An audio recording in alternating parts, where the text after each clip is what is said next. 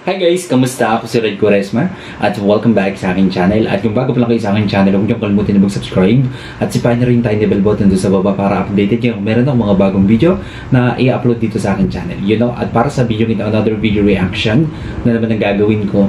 So magre-react nga ako guys dito kay Mr. Philippines sa kanyang introduction.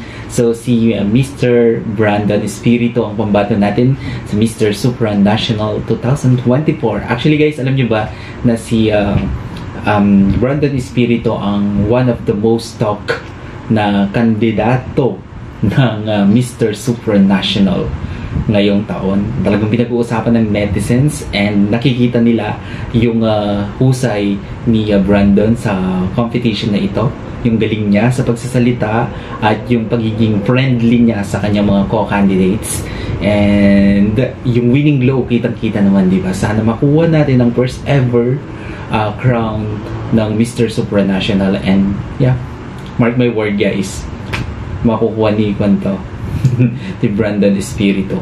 Claim na natin yan. Alright, play natin to guys. Bilang tayo ng 3, 2, 1, go. So here we go. I've worked over 30 jobs since I was 15 years old, being a dental clinic assistant, bussing tables, being a waiter, selling Terminex door to door, and also working for corporate companies like Yo. Galing, no? Ganyan yung trabaho, no? Batang-bata. Mabuhay! My name is Brandon Espiritu, your Mr. Supranational Philippines 2024. I grew up in a multicultural family back on Guam, being both Chamorro and Filipino. Yes. As a kid, alam niyo ba guys na yung mga relatives namin is mga taga-Guam din sila. And yeah, baka kakilala nila si Brandon. Alright. Martial arts and played competitively in basketball. It instilled in me the importance of teamwork and work ethic and discipline. At the age of 19, I created my first business from the trunk of my car. Wow. In 3 years, it became a profitable e-commerce clothing brand. We got 2 more coming. We got 2 more waves. I modeled in places like New York, Grabe yung face Los card niya, no? Angeles, Bangkok, Seattle, Hawaii, super good looking. and now currently here in my home, the Philippines. I'm currently an entrepreneur, investor, and heavy fitness advocate. I run marathons, I box competitively throughout the year, so I'm always staying active. There's several brands that I'm also a spokesperson for, and I've also acted, directed, and produced my first short film. Wow. But he is what I multi-talented. really want people to remember me for is that none of this would be possible without the love and support of my large and beautiful family.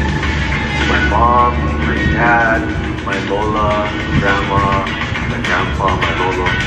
Everyone that's been by my side, including my friends and my colleagues, my supporters.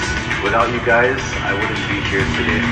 So, thank you and maraming salamat po.